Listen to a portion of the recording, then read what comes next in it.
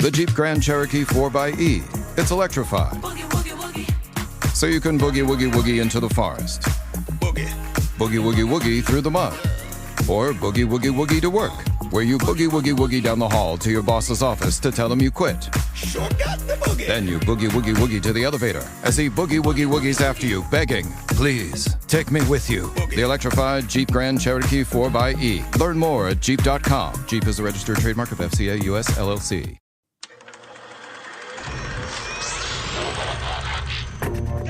Same old man, game over.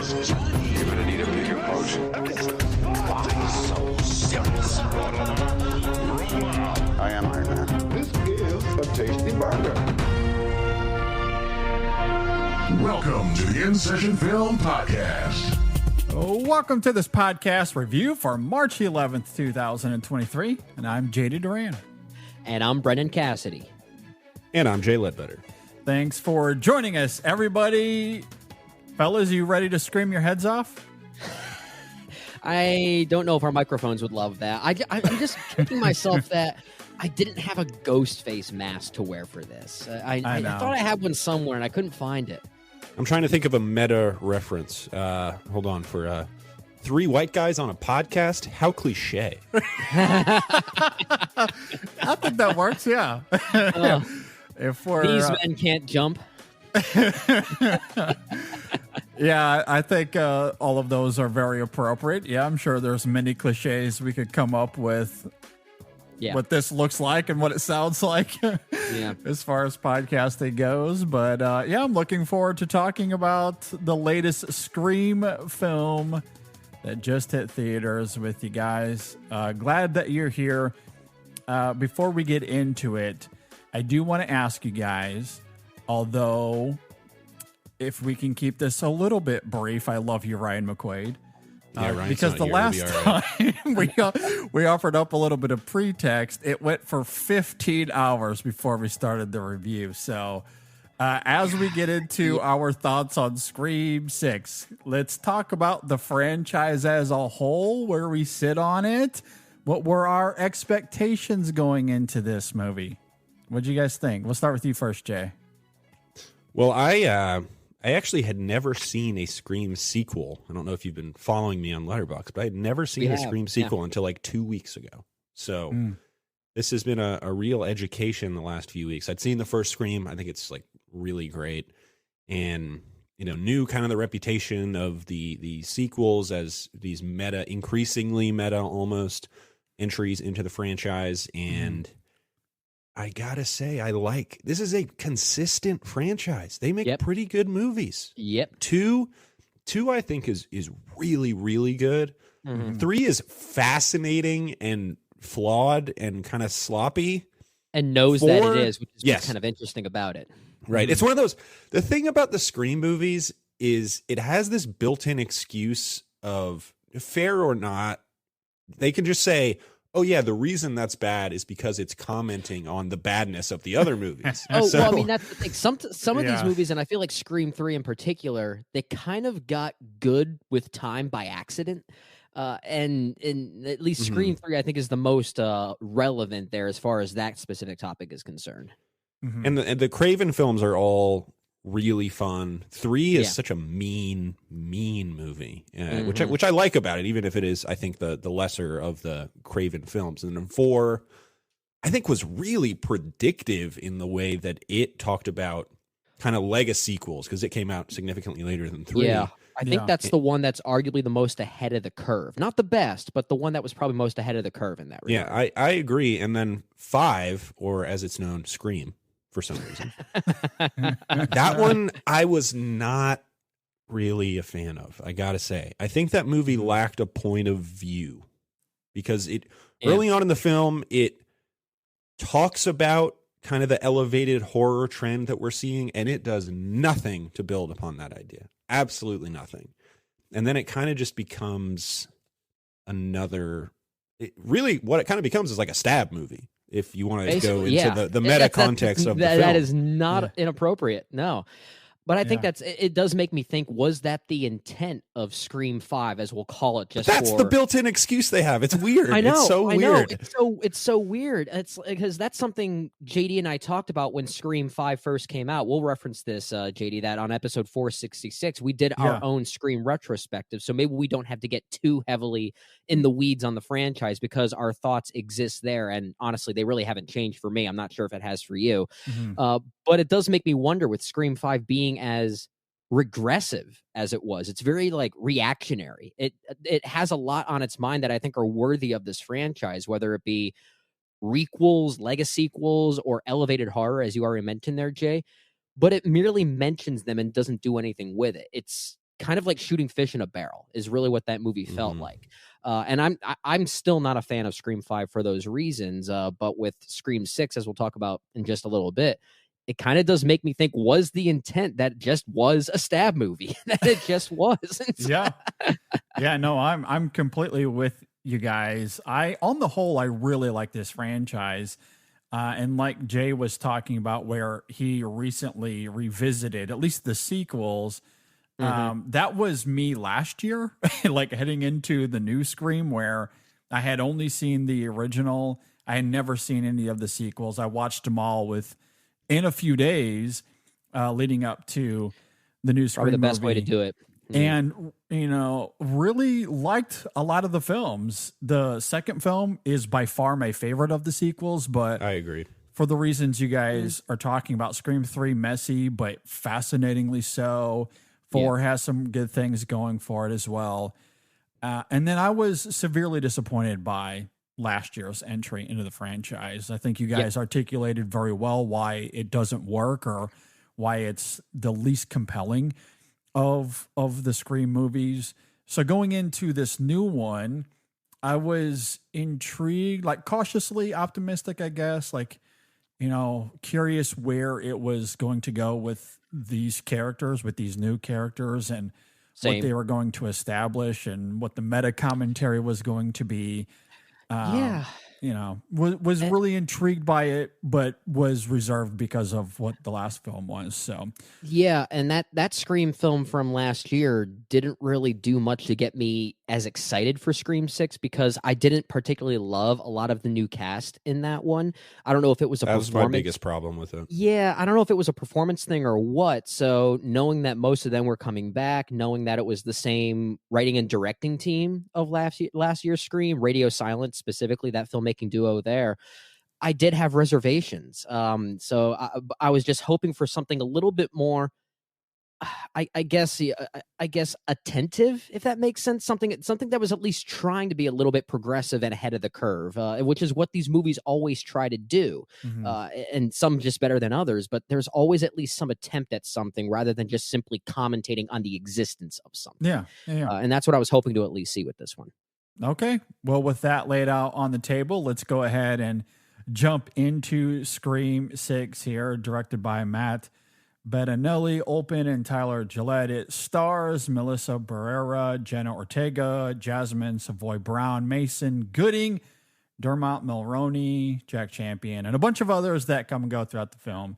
If you're not familiar with Scream 6, in this installment, the survivors of the Ghostface killings leave Woodsboro behind and start a fresh chapter in New York City. All right, let's dive further into this. We'll start with you, Jay. What did you think about Scream 6? I think Scream 6 has many of the same problems that Scream 5 does, but it does all the superficial stuff so much better than Scream 5, I think. One, the leftover cast from 5, they got rid of the bad people and they kept the good people. And fair, yeah. good strategy on their part. And I'll tell you who I think is way better in this movie is Melissa Barrera, who I thought was just a dull lead in Scream 5. And I think here really embraces kind of the new direction they're taking her character, leaning into some of the darker elements of her past and what is to come of her in the franchise. Because I assume this movie will do okay, and they'll make a Scream 7. These things cost no money at all. Yep. But obviously, Jenna Ortega has become a star. They give a nice little, obviously, this is a very meta franchise. They give a nice meta reference early in the film at a Halloween party when somebody dressed up as Wednesday Addams walks right past her. Yep. But, Yep.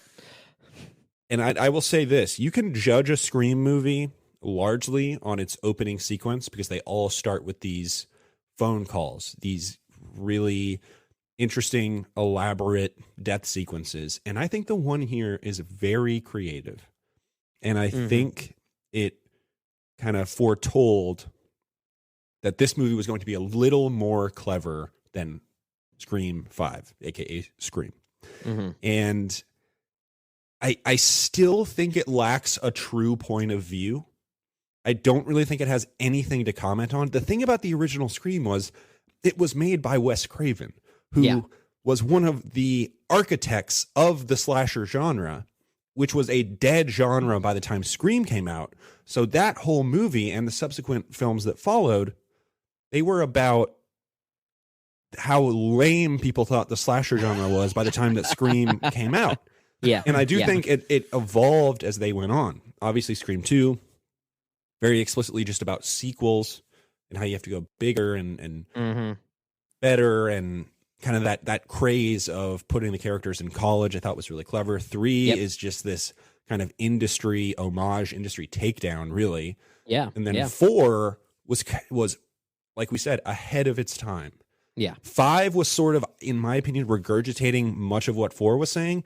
Yep. And honestly, I think 6 is kind of regurgitating what 5 was saying. I don't think the satirical elements of the film are terribly interesting. But in a vacuum, I would say this is a good horror movie and a pretty bad Scream sequel. That's kind of where I'm at with it. I had a lot of fun with the movie, and it doesn't really live up to the mantle of Wes Craven's franchise. You know, you mentioned how Scream 6 in some ways almost feels like a regurgitation of some of the things from Scream 5, its direct predecessor, whereas there's a lot about this movie that reminded me of Scream 2. And I don't want to get too much into those weeds because I feel like it might fall into spoiler territory. And this is a film that I don't think we should spoil. I mean, there are things I'd love to talk about with regard to its final act, but I think we should do our best to keep that as vague and spoiler-free as possible for the duration of this conversation. I'll just say this. I think this is a massive improvement over Scream 5. I mean, it almost makes me surprised that it's the same writing and directing team. I'm honestly astounded. It feels like a completely different beast. Now, to your point, Jay, as far as what the film is commenting on and how it functions as a quote-unquote Scream film, it might weirdly be the least insightful of all 6 of them as far as what it chooses to have on its mind. You know, Scream 5 had a lot of things on its mind. I think it just verbalized them very poorly without any insight, but the subject was there. Scream 6 has things on its mind about, I guess, in some ways, cancel culture as it relates to the crime world and how people react to it in the social media day and age, or about the predictability of franchises themselves and how they develop like this cult-like following in some ways. So all of that's there, and it's somewhat interesting. There's actually a more interesting direction this movie does allude to, which we can talk about later, that I think is weirdly fascinating, and it involves Melissa Barrera as the Sam character that I found really provocative. But yeah, I just simply judging it as a movie, as a slasher movie, a horror movie in a vacuum, I think it's way more effective than Scream 5. The performances here from the core 4, as they call themselves, I mean, this is why I feel like it's a different directing team. The performances are so much better when compared to Scream 5. Melissa Barrera is really compelling in this movie. Yeah. And I love the dynamic that she and Jenna Ortega have here. I think the sisterly dynamic is great. So it might not be as insightful as some of the other films in this franchise, but this is the one where I feel like as just a movie-going experience, it's really thrilling. And I think there are some interesting things there for sure. Yeah, I am completely with you, Brennan, in the sense that I think this film is an incredible improvement on the last film. I think this film is a lot of fun on its own terms as a genre exercise. There are some really great thrills here that I very much enjoyed. as a Scream movie, maybe I'm a little bit higher on it than you guys, or it sounds like I'm at least a little bit higher on it than Jay. Although I do agree that we're at a point where the redundancy of these films, that I don't think will ever dissipate. It'll getting always difficult. be there. Yeah. Yeah. So, unless you completely revamp the franchise and you completely just do something new, unless I you're don't know a how time you're going to traveler. avoid I mean, that. unless you're a Yeah. time traveler and you know the trajectory of this stuff, then you know what's going to happen. Otherwise, you just don't know. Yeah. You can comment on the Halloween movies. Talk about the Halloween movies, right? Don't be scared to talk about the stuff that's come before you. It's a pretty. It doesn't have much venom to it at all, which the other ones do, especially 3, and I would say probably especially 1. Yeah. Well, I guess where the film does have a little bit of sting comparatively, at least to the Scream film that came out last year, what I really do appreciate about this film is a couple of things. One, it does include social commentary that is appropriate to the time regarding cancel culture, how easy it is to paint someone in a bad light and really get the worst out of people, how easy it is to manipulate based off of, internet discourse. So it takes that, and then when you meld that with the Scream tropes that all of these films include, what I like about what this film does, the last film I think was 100% a regurgitation of Scream 4. Yeah, it was. This, I don't think, is doing that. This is taking a much, it's painting with a little bit of a broader brush. It's not doing the legacy sequel thing. In fact, it's not even commenting on sequels like specifically. This Scream movie is about franchises. It's about franchise filmmaking and talking about that from a broad perspective, which I did appreciate. And then when you couple that with how broad. Very broad for sure, but that is which at is least maybe a what this different approach. franchise. Maybe that's what this franchise needs, though. Yeah. So that might be a fair point. I agree, and I think that's where I did find some interest because at least it's not what the last film was doing, which was almost verbatim an echoing of Scream 4. This I don't think is doing that. It might be painting broadly, but at least it's doing something differently.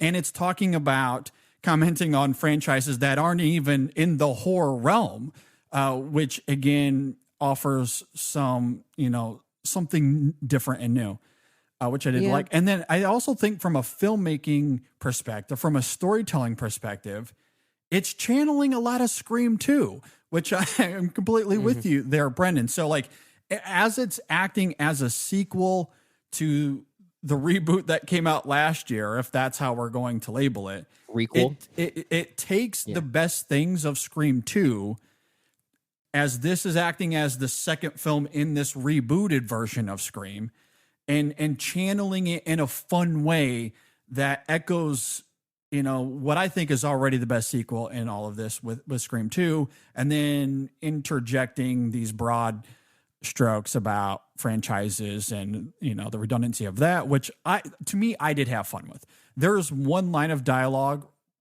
as it relates to everything that we're talking about here from the Mindy character that I think is one of the best lines in all of the franchises. Is it 3 simple words? Is that what you're thinking of? 100%.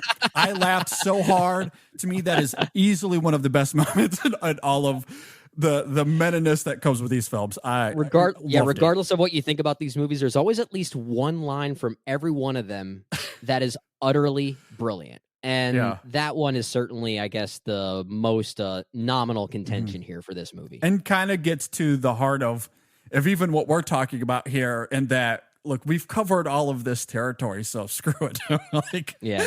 We're not going to get it all right. I think it's kind of lame, I'll be honest. And I don't think it goes, man. I don't think it goes with the rest of the movie. It's again, I think it's 100% what this film is how about. We're talking about the kind of subversion of much of this film. I think those lines should be really good, but they're not aligned with what the movie is, which is really just an homage to the other movies in a celebratory way. Yeah, where I'll both agree and disagree in a with franchise that. filmmaking kind of way. Well, yes. exactly. It's not Gremlins 2, right? Which Well, is no, a brilliant subversion and send up of its own predecessor. It's not that.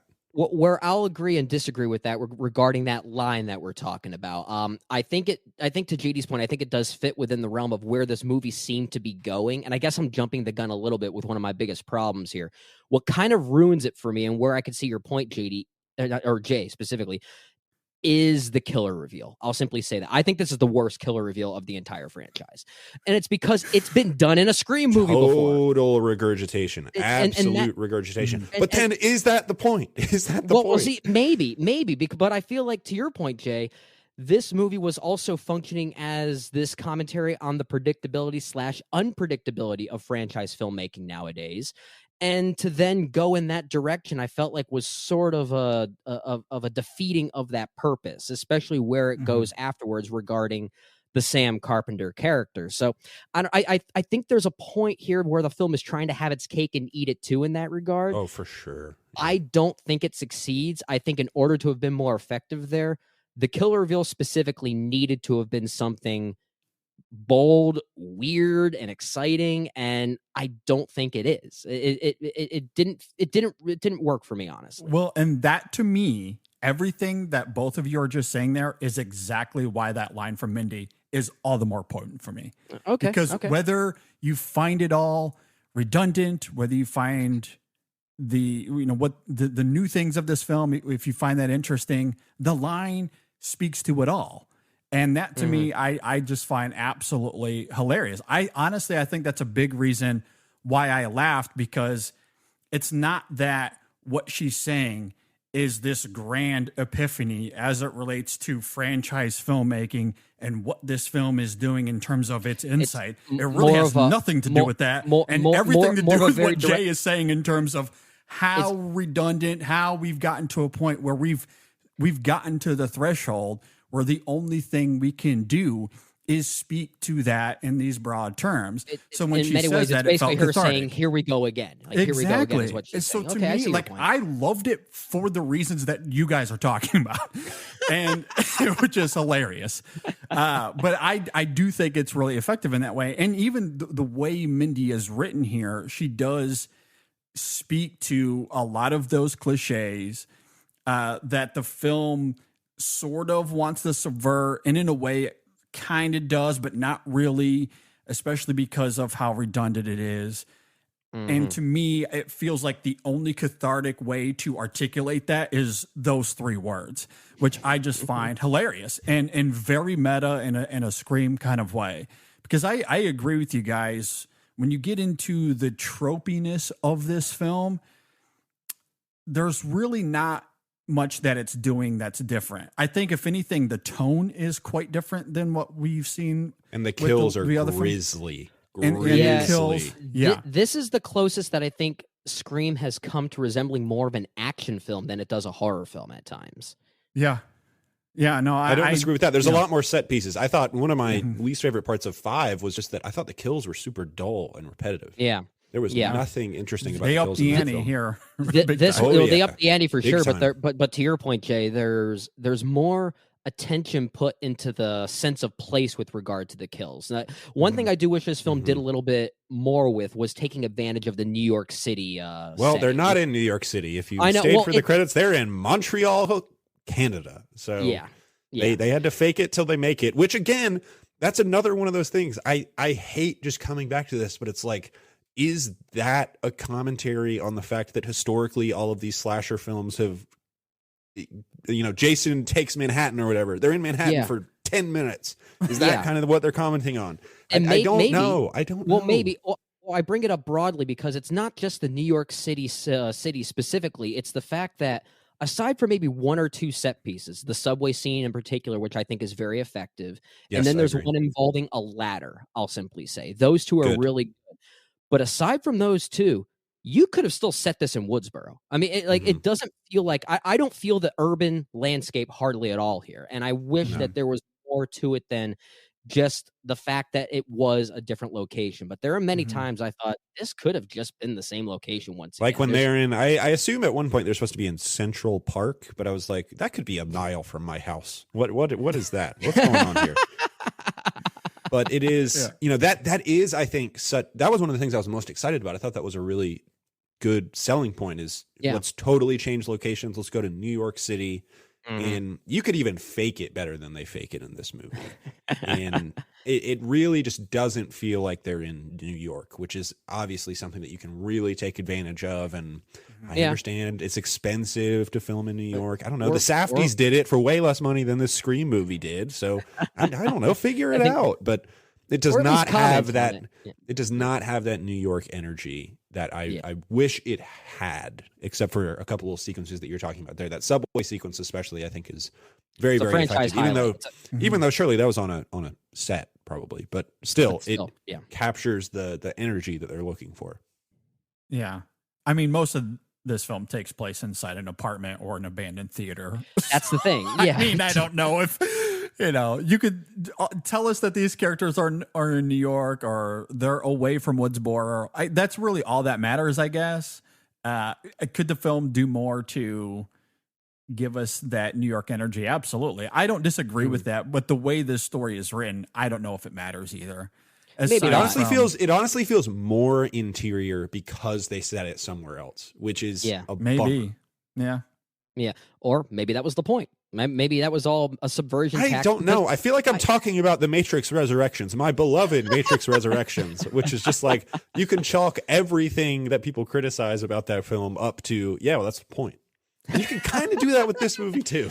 I think you can. Now, to be fair, there are sequences here that, I mean, mostly does take place indoors, but a lot of those sequences are pretty effective. You brought up that abandoned movie theater, JD, as one of the primary locations. There are some effective sequences there too, and I think they do get a little bit creative with that, especially in the final act. And while I didn't necessarily love the killer reveal for reasons we already talked about, the way they orchestrate the machinations of it and the things that happen afterwards involving Sam Carpenter, I'll simply say, I think is weirdly interesting and very dark and twisted, and kind of presents this idea of what happens to victims of such crimes over the years. Do they develop this thirst for blood as time rolls around? Like, is that even a psychological possibility?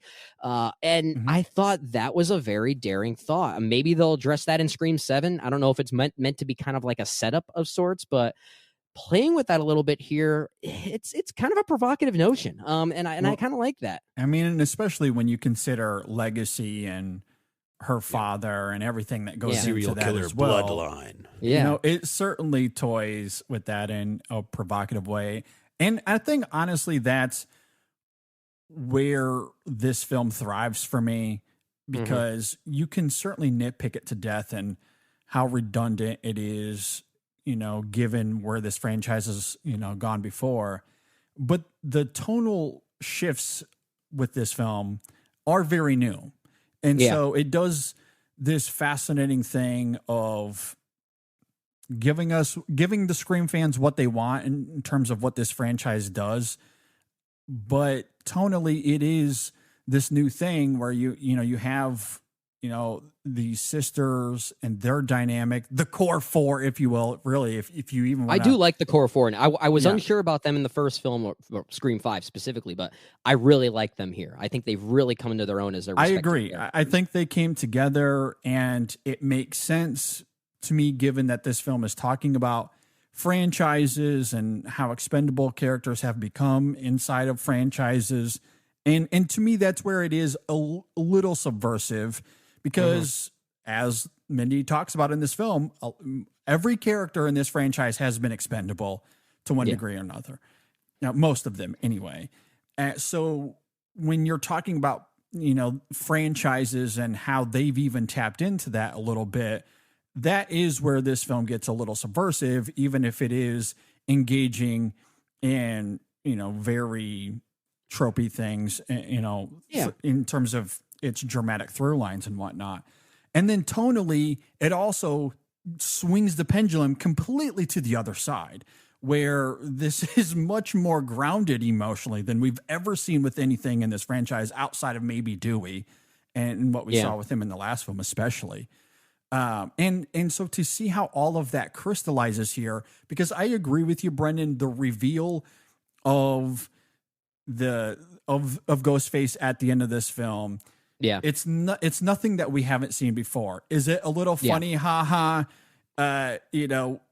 One character was right about all of this all along. I mean, maybe. And this is maybe sort of working within the confines of a rebooted franchise, right? Because the last year's film was technically a reboot. So if we're talking about the second film in a new series of Scream films, maybe it's new in that regard, and maybe that's the point. I'm stretching here if I'm giving it credit. Because every single Ghostface killer in these movies have taken inspiration from previous Ghostface killers. Yeah. So there is this cult-like mentality that they worship these previous killers. And I feel like that sense of cult-like worshiping is most representative here in this movie. And I do find that at least kind of interesting in trying to find a way to use that as a parallel to these cult-like fandoms for certain franchises. So if there's any meta quality there that I feel like is in relation to movies themselves and sequels and franchises, that's the one that I think is at least, that one has some legs. I wouldn't say it's the most daring idea, but I could see that one at least carrying some topical weight with regard to the evolution of movie making, more so than whatever Scream 5 was saying. Well, regardless of where that lands for you, to me, it's less about that, because at the end of the day, because I've seen all of these films and I have liked this franchise up until this point, for the most part, outside of last year's film. Yes, we have seen this before in this franchise. So to me, it wasn't about pulling the rug out from under you and having some sort of sleight of hand. I wasn't interested in that as much as I was the tonal variances of it. Like, the total change is what brings a refreshing quality to it. The performances certainly ham it up a little bit, so there is some fun there, and it's more action oriented than a lot of them tend to be as well. And so it does feel different, even if it isn't different, if that makes sense. Well, the one thing I will say about the ending, just to throw my 2 cents in, from the perspective of how it works within the narrative of the film and the themes of the film, over the course of the film, all that they talk about, and to me, it was very clear that they're just talking about Star Wars. I was just like, okay, that you're kind of duplicating the first movie as an homage. You're saying, okay, everybody, let's get back into the swing of things. Force Awakens, Scream 5. We're going to put you back in the mindset of these films, remind you what you love so much about them. And then in this film, they just keep reiterating the key to the second film is you have to subvert. And then it's almost even like invoke Luke Skywalker's name. Well, they do, literally. And if you remember in Scream 5, they make a Ryan Johnson joke, and here they make a Letterboxd joke. So, I mean, I really think that is on the front of their minds as they're making this movie, because everybody's made Star Wars, but the problem was at the end of this film, they don't subvert. It's almost like their subversion is subverting subversion. Well, so then the lack of subversion becomes the subversion. Exactly. But I don't think that doesn't align to. I think that I'm going to draw the line at giving them an out at that point. I'm cutting them off. They can't do that. I will say, Jay, that's the point.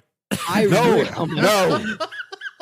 Put that as the sticker for the poster. Don't flip my Matrix Resurrection or Resurrections review back at me. Don't do that. I will say, out of all the Scream films now, because of what we're saying, how somehow the lack of subversion at the end weirdly becomes the subversion. It's like the reverse has become the new standard, as Rory Culkin's character says in Scream 4. It makes me want to rewatch Scream 6 the most to see where it goes within this trajectory. It's not my favorite of the sequels. I still prefer 2 and 4, honestly, but I would rank this maybe around 4th place out of the 6, if I'm being honest. But it's the one I think has the most rewatchability in that regard, and it's because there is a tonal difference to it, like you're saying there, JD. And I weirdly like that tonal difference. At times it doesn't even feel like a horror film. Like I said, it feels like an action thriller at times, and I think it's a welcome change of pace, though. And given the dynamic between our central, our core 4, if you will, and especially the sisters and the dynamic at play there, it's interesting how the film channels that gravity, to I guess heighten a lot of that the thrilling nature that you're talking about there. So like again, I don't disagree with anything Jay is saying in terms of how silly and redundant and how uninsightful a lot of this film is, even if it is the point. But tonally, there's a lot that is new here. And in terms of franchises, the commentary on franchises, maybe it's Star Wars specifically. I don't know. But I don't think it has to be exclusive to Star Wars. A lot of franchises fall into the same traps that this film is bringing up. That to me, it's much more beyond, like we're beyond just legacy sequels and reboots and requels. It's painting with a broader brush. So it does do some things that's interesting. But I did want to ask you guys, though, because we get that scene, again, channeling Scream 2, if you will, with Mindy, a quarter of the way through this film, halfway through this film, when she is trying to figure out, like she's giving us all of the tropes involved and how this is going to play out. In the moment, without knowing what was about to happen, did you guys sense that, okay, she's spilling the beans here? Like, this is exactly how it's going to play out. Because that's how I felt. Yeah, kind of, but in a way that I didn't necessarily dislike. It kind of reminded me of probably my favorite moment of Scream 5 is when the killer is revealed by accident in the first third of the movie by Dewey himself. So I mean, I love that about that movie, and I think partially why I like it here in Scream 6 really just comes down to Jasmine Savoy's Brown's performance. I think she is wonderful at just she's very good, evoking the excitement. She was really good in 5 too. She was great in 5. I'd say of the core 4, it was her and Mason Gooding. I like the two of them in Scream 5. Jenna Ortega was great as well, but I always liked Ortega. Gooding grew on me in this one. I didn't love him in 5. I thought he was charming and as a lovable Chad in the first one, but I think he's even more charming here. Which I mean, they even comment on the fact that his name is Chad, which I think is really funny. But Melissa Barrera, she's introduced in a therapy session, I'll simply say, and it took me 30 seconds for me to think, she's already way better in this movie than she was in Scream 5. What happened? She's really compelling, and she actually has this dry sense of humor to her that helps sell some of the comedic bits here. That I don't know if that was intentional. It may have just been an accident, but there is a dynamic here that I think really works. Yeah, it feels like to me. Is the directing duo called Radio Silence? Is that what you said? Yeah, Radio Silence. That's what they go by. Whatever, that's very stupid, but they really get a much better grasp on their lead protagonist, similar to what they did in Ready or Not, which I think is not a totally successful movie, but Samara Weaving is like out of this world in that movie. And I think they get a lot closer to that in this film, where it is a character who is conflicted, but also very charming in ways that, I mean, I watched 5 and I was like, oh my God, it's like they got a bunch of Disney Channel actors to be in this movie. Outside of a few, I was just like, is this what young actors are now? I was just thinking back to the ensembles of 1 and 2 especially, and 4 for sure. And it was just like every single character is distinguishable and unique and memorable. And in 5, it was just so bland. But I think they really get a much better handle on that in this film, and it really is mostly because of Barrera, who took a step up that I didn't think was possible after 5. I really, really didn't. You mentioned Disney Channel actors there, and I guess one that kind of falls into that category, at least looking at her history, is Hayden Panettiere. She was in Scream 4. She returns here. Did we like her in this movie? Like, what do we think about her return here? I would say she's fine. I didn't. Okay. She's not. Yeah. Her return to the franchise is not exactly Han Solo coming off the Millennium Falcon in Force Awakens. She's a very minor character. It didn't totally do it for me. And I have a question regarding Kirby as well. Okay. And I don't know this. This is a genuine question. Was she brought back because of the external circumstances around Neve Campbell? We haven't talked about the Sidney Prescott dilemma in this film, which we need to talk about. No, I just wonder, because as they were writing this film, I imagine Sydney was meant to be a part of this originally, but then when all of that went down, they needed to replace that character with something else. Yeah. Was that when they brought back Kirby, or was Kirby always supposed to be part of this? That I'm kind of curious. That and I wouldn't be surprised if it ends up being what you're talking about there, JD. Now, I loved Hayden Panettiere in Scream 4. I thought she was one of the best things about it. The problem I have with Kirby here is just more the writing and the integration of that character back into this world, because it kind of feels like a last-ditch effort for a legacy It feels a little character. shoehorn. That's why I wanted to kind of ask does. that question. And I don't know if it was, but That's the point. Yes, exactly. You just know the people from Radio Silence will just use that phrase to rebuttal any criticism this movie receives. Put that on the poster. Yeah. That's Oh the my point. But it does feel like it's trying to overcompensate for someone else's absence. That's and how I it don't know if feels. that's the case. Yeah. And that's why it's hard to say anything about her performance. She is fine, but what she's asked to do isn't very much. Yeah. And so it's hard to say one way or another. I mean, really the biggest inclusion we have with her here revolves around spoilers, so it's hard to really get into. But even that is kind of minuscule. Like, it's like she's really just here as filler is what it feels like to me.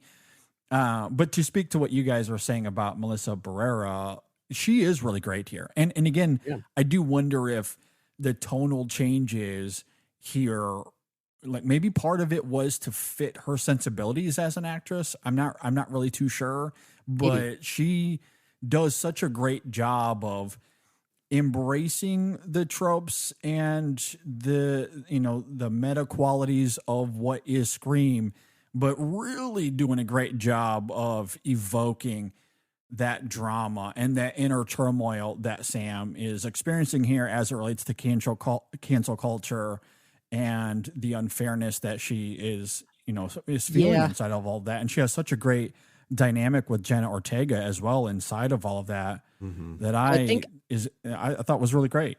I think part of it too, and why she's so good here, is that she has more support around her than she did in Scream 5. In Scream 5, there was a lot that she was sort of hanging on to herself. She had to do pretty much all of the work. But here, you get a lot of equal balance and interplay between her and Jenna Ortega. Much more of an ensemble. Yeah, I think the ensemble element here really helps everyone shine, honestly. So it doesn't put too much pressure on anyone to carry any sort of load. And I think that's what helps everyone in that regard too. Here's a take I just came up with. I think she might also be better in this film because it doesn't ask her to be funny. This is, tell me if you disagree. I think this is far and away the least funny purposefully. I think that's the point. Okay. It is. And I think this is the least comedic Scream film. But even so, I think there's a lot of irony there, because I said earlier that there are like these deadpan comedic beats at times from Sam that I don't know if that was intentional or not.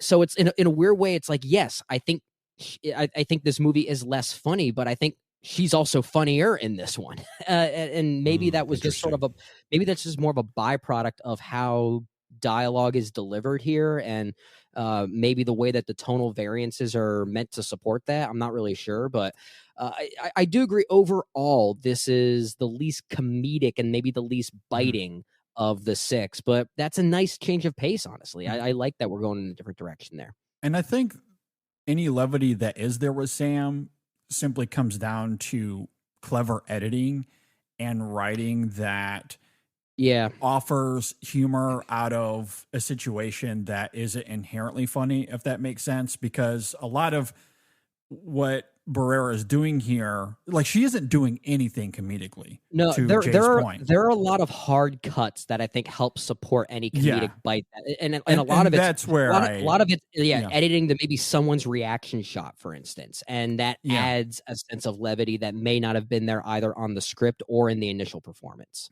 Absolutely. One thing I wanted to bring up though, and sorry, I'm completely changing topics here, but something that just came to mind because we were talking about how this film doesn't really subvert unless it's subverting by not subverting, and what a sleight of hand that is. One thing though that I did find interesting though was cute boyfriend, because as we lead into the third act, there's an action that is taken by Sam that essentially disregards him from being a part of the third act. That I did find genuinely subversive, because it feels like in any other, not just slasher film, but even a Scream film, he would absolutely be there as someone, like, to be a victim, because we have to have Ghostface killing people in this movie, which means you need bodies. You need bodies for Ghostface to really take control of, and he would have been a victim in a lot of these other movies. And so for Sam to, again, channel that instinct and really the drama that is driving a lot of that character, to essentially make sure that he isn't a part of the action there in that final act, I did find interesting. That, to me, I thought was genuinely a subversive thing that a lot of these other films wouldn't have done. And now I'm being talked into this idea that, because I think about the intro, the opening sequence, which I think is really good, and how at the beginning of that sequence, it's like, whoa, this is so subversive. They've never done anything like that before. And then it kind of goes back to the norm on top of the subversion. So maybe it is the point. I don't know. I'm losing my mind over here. And maybe that's the thrust of kind of the themes of this film. I don't know. I thought the opening was really good. It's subversively predictable, I guess. Is that the way we can put it? I'm trying to think of how we can balance these negatives here. The biggest problem with the introduction is they kill off like the two best actors in the movie right away. But. Yeah, fair enough. But I will say, to your point there, JD, it's not just the way that it utilizes that cute boyfriend or cute girlfriend trope in Scream movies, but in horror movies in general, because a lot of times that character archetype has more of a crucial play in the narratives of those movies. And here, it's just cute boyfriend to be cute boyfriend. It's really all it is. And I like that. And at the same time, I think what's his name, Josh Segarra, who plays Danny as the cute boyfriend, I think he's also kind of charming. I think he's got a funny sense of humor. He does the cuteness well. He does. So and even that's a subversion on that. Actually might be a subversion, because you do think he's either cannon fodder or the killer, and he ends up being just a guy. Yeah, he's just a guy. He's just a dude. Yeah. That's exactly what I'm trying to say. Maybe this movie's better than I think it is. Honestly, I am liking it more as we talk about it. I mentioned earlier that of the 6 Scream films, I'd probably rank this around 4th place at this point now. I would put it 5th. I think it's a better movie than Scream 3, which is why I put it above it. But I think there's more interesting things on that earlier film's mind that may have only formed by accident. But yeah, the way we're talking about this, I'm liking it. I really enjoyed the theater experience. This one was a riot to see. I'd say as a movie going experience, it's one of the better ones.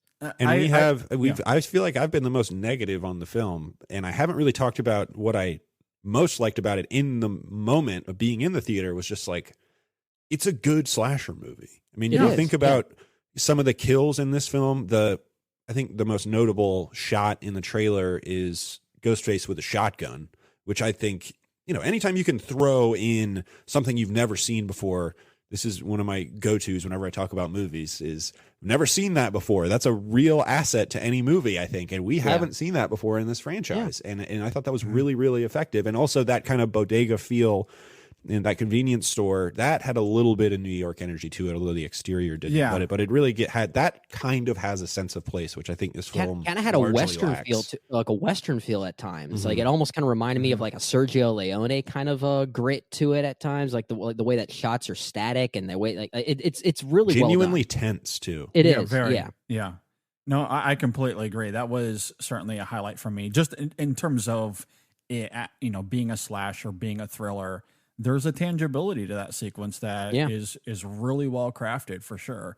I couldn't help but think of, in terms of tensity anyway, because you get that close up of the girls as they're hiding behind the shelf there, which invokes a little bit of that raptor sequence in Jurassic Park. Yeah, a little bit. So like I thought of that, but yeah, I mean in terms of like edge of your seat tenseness, that's there. You guys mentioned the subway sequence earlier, which is also really great. The use of shadow and I have lighting some in that questions sequence about the is really good. subway sequence, but Fair enough. how a certain character ends up being in pretty good shape after the subway sequence, but whatever. That's the point, Jay. Come on. I guess so. I think I weirdly think these movies are starting to become pretty aware at how indestructible the human body is sometimes. They are much more afraid, I think, to kill people now than they used to be. Now it is truly like, whoa, that person got stabbed 7 times and now they're walking to the ambulance. Yeah. Yeah. I guess it's just proof that you get stabbed in the torso. It doesn't mean anything. I guess that's the point. I don't know. Exactly. Can we talk about Nev Campbell? You guys, somebody mentioned the offset. Is there some sort of situation that I don't know about? I didn't know. Hopefully she's not like sick or anything. I don't know. No, it's nothing like that. It came down to money, I believe, if I'm not mistaken.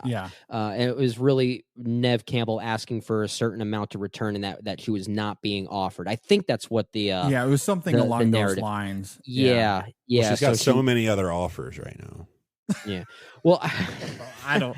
I think it just came down to a respect thing, and she's been the lead of these films for forever, and whatever offer was on the table, she felt was disrespectful. So I'm not going to spoil it by saying this in case people are wondering, but I'll just say I throughout the movie and by around the halfway point, I kind of started to think that the whole narrative of what happened behind the scenes as to why Nev Campbell didn't make this movie, I started to think if that was a marketing ploy and she ended up being the killer the whole time or something. That would have been interesting. Yeah, that would have been interesting, but it's not what that is. I will say, despite that, and of course, I would welcome Sydney back into this franchise if she does decide to return. But given how they've written her over the years and where Sydney finds herself, the way she is written off here kind of makes a lot of sense. It's like why haven't you done that before? Yeah, I mean, it is a throwaway line. It is very clearly like contract negotiations didn't go great. So she's it's like when your dog dies and they're like, yeah, he's out in a field somewhere. It would have been funny if Gail said something along the lines of no amount of money could bring her here or something like that. That would have been interesting. That would have been funny.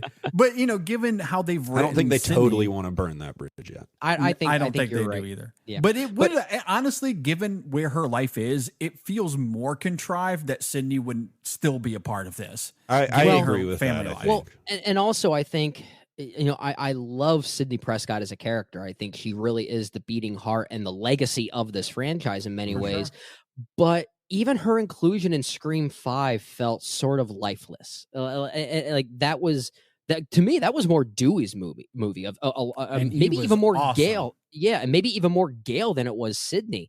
And I think that's just more to do with the writing and the way that those characters, those legacy characters specifically, are interwoven into that specific film. But even so, like, she kind of felt like an afterthought even in Scream 5 to me, which is why her absence here, I mean, I love the character, but it didn't really bother me. I wasn't missing her. I was more interested in the core 4 now. Absolutely. And moving forward, that's what it should be, I think. Yeah.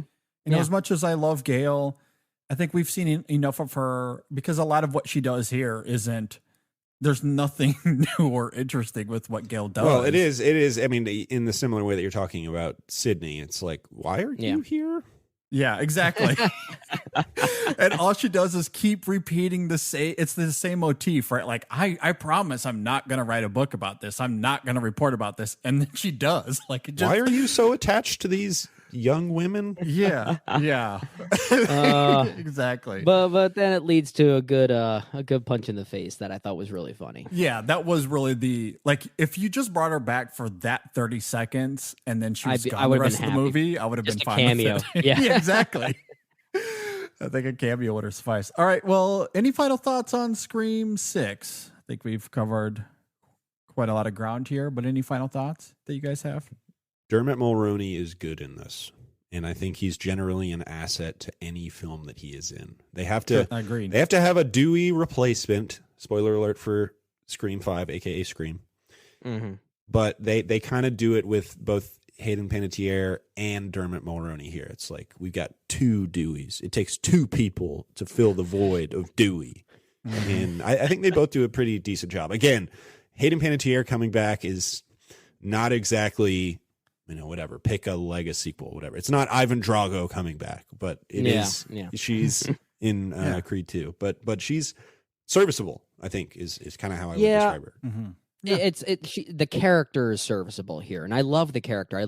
She was one of my favorite things about Scream 4, as I said. But I think Hayden Panettiere is good here too. It's just like we said, the writing of the character here of Kirby feels like it is meant to fill some type of void, some legacy void.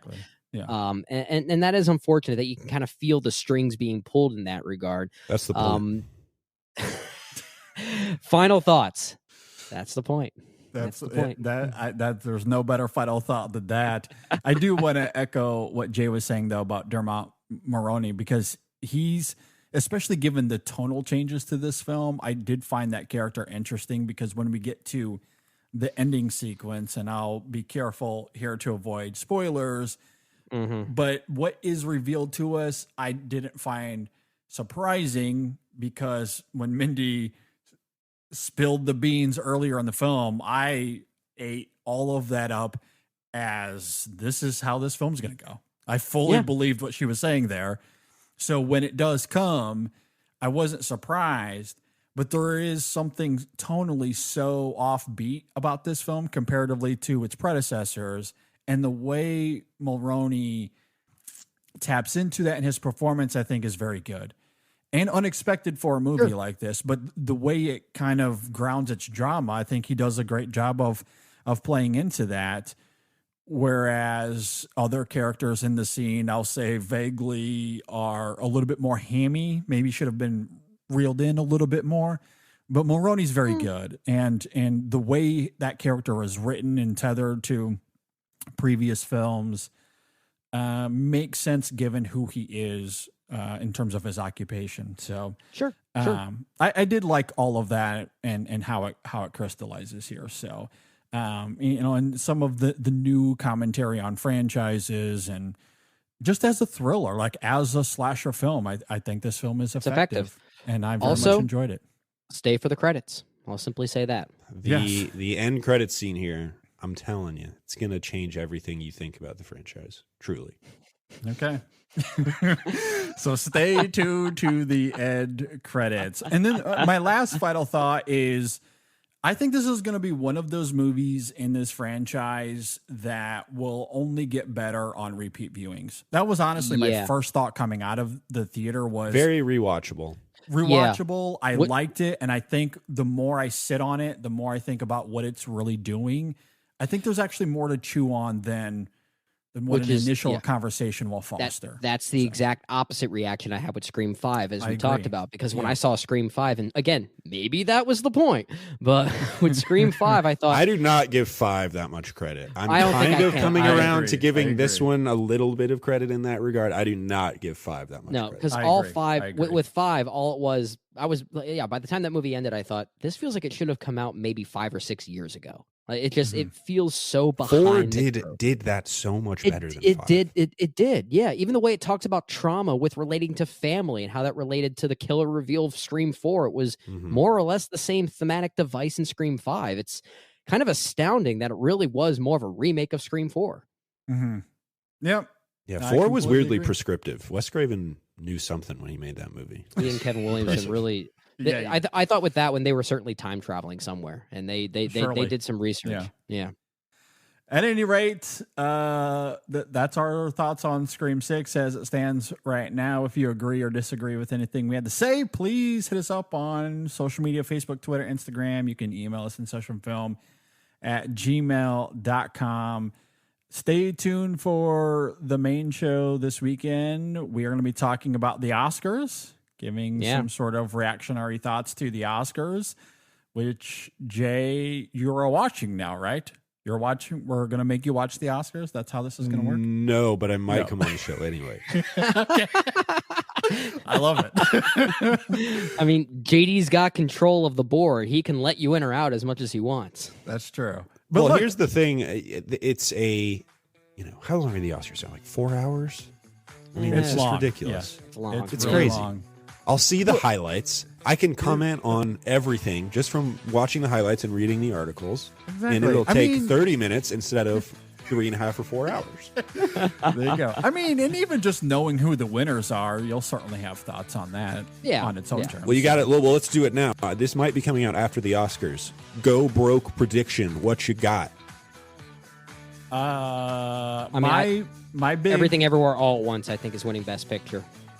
Yeah, I agree with that. My no guts, I no don't glory think you're prediction. going broke on that one. Well, okay. I'm predicting Colin Farrell for Best Actor. That's my no wow. guts, no glory. Okay, so going broke. I'm going I don't Carrie know. I don't know. Condon. I'm going another Banshees winner. Carrie Condon gets I don't think supporting it's so actress. broke though. I feel like that category can go to anyone right now. Yeah. It is a I little know bit a lot- open, but I'd say she's, from what I've read, she's not first on the list though. All right, I'm saying yeah. Babylon wins Best Picture by write-in. Now that would be That you'll would be lose money awesome. on that bet. Yeah. At any rate, stay tuned for all of that. And we will see you all next time on the InSession Film Podcast. Scream ranking 1, 2, 4, 6, 3, 5. I'm Sounds almost good. there. Reverse 2 and 3 there for 4 and 2 for me, and then that's my rank.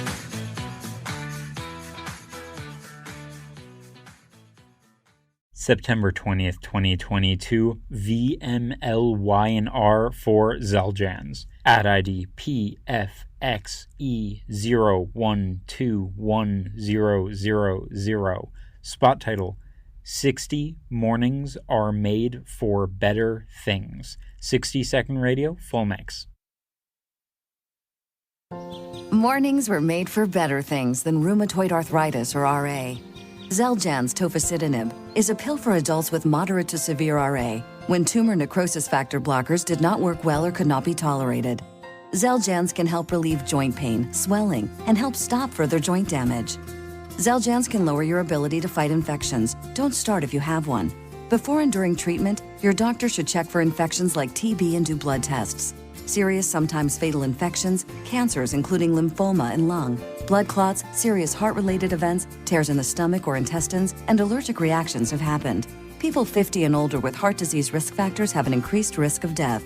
Tell your doctor if you've had hepatitis B or C, have flu-like symptoms, are prone to infections, or have ever had a heart attack, stroke, clot, or other heart problems, or swelling of lips, tongue, throat, or hives. Ask your doctor about prescription Zeljans. Visit Zeljans.com or call 1-844-ZELJANS.